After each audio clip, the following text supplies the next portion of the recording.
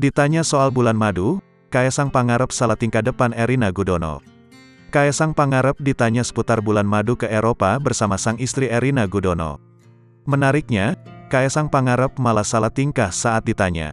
Hal itu terlihat dari unggahan video di akun Instagram @lambegosip pada Sabtu, tanggal 4 Februari tahun 2023.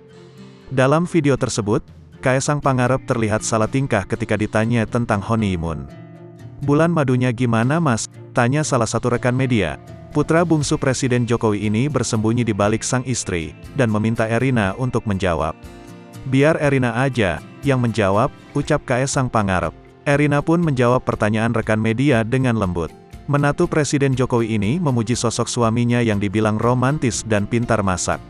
Istri Kaesang ini mengatakan ia dan suaminya tak memusingkan soal love language. "Nggak ada love language. Kita semuanya love language," ujar Erina. Di balik Erina Gudono, Kaesang Pangarep terlihat salah tingkah dan tak bisa diam. Beberapa kali Kaesang terlihat berpose-pose narsis saat sang istri memberikan keterangan kepada rekan media.